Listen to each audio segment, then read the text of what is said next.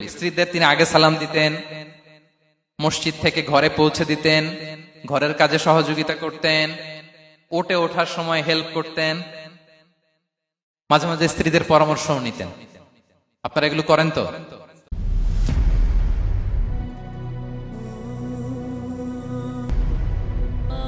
Al ওয়াসাতিয়া, enjoy the Quranic message. এবার জানবো স্ত্রীর সাথে আচরণ। স্ত্রী যার সাথে আমার সম্পর্ক খুবই গভীর, খুবই মজবুত, তার সাথে কেমন আচরণ ছিল।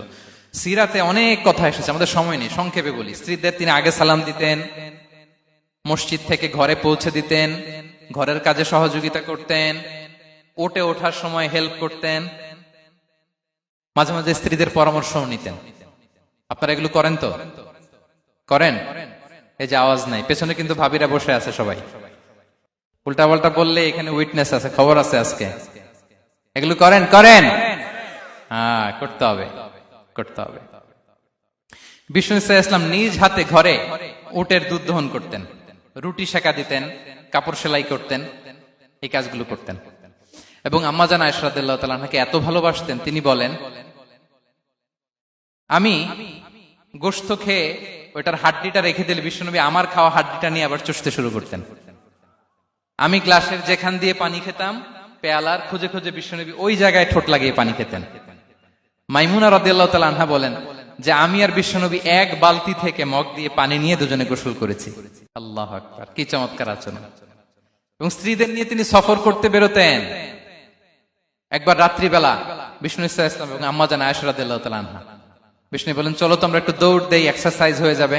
দুইজনে দৌড় দিলেন। তখন আম্মা জান আয়েশা রাদিয়াল্লাহু তাআলা আনহা একটু স্লিম ছিলেন, তো দৌড়ে বিশ্বনবী পিছে পড়ে গেলেন, আম্মা জান আয়েশা ফার্স্ট হয়ে গেলেন, আগে চলে গেলেন। বড্ড খুশি, উনি বিশ্বনবীকে হারিয়েছেন।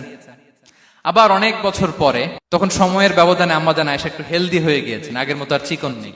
আবার বিশ্বনবী এক রাতে বললেন, আয়েশা চলো আজকেও একটু এক্সারসাইজ করি, দৌড় দেই। দুজন মিলে দৌড় দিলেন। আজকে বিশ্বনবী আর আম্মা জান আয়েশাকে চান্স দেন নাই, তিনি জোরে দৌড়ে আম্মা জান আয়েশাকে রানার আপ করে দিলেন, উনি ফার্স্ট হয়ে গেলেন। এরপর কি বললেন জানেন?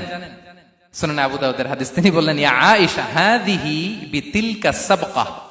দেখেন বিশ্বনবী মনে রাখছেন, নোটে রাখছেন। বিশ্বনবী বললেন, আয়েশা ওই যে এত বছর আগে কোন এক রাতে মরুভূমিতে দৌড়ে আমাকে হারাইছিলা, আজকে ওইটার বদলা নিয়ে নিলাম।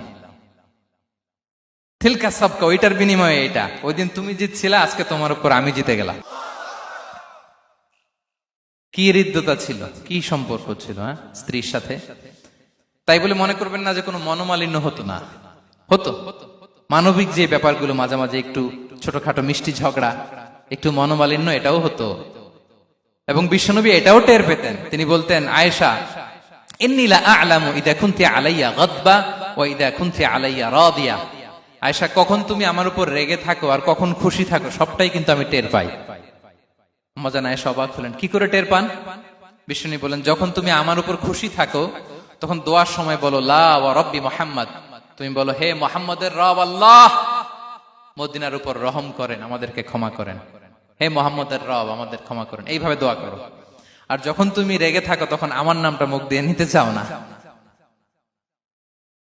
তখন তুমি দোয়াতে বলো লা ওয়া রাব্বি ইব্রাহিম, হে ইব্রাহিমের আল্লাহ, হে ইব্রাহিম নবীর খোদা, আমাদের মাফ করো।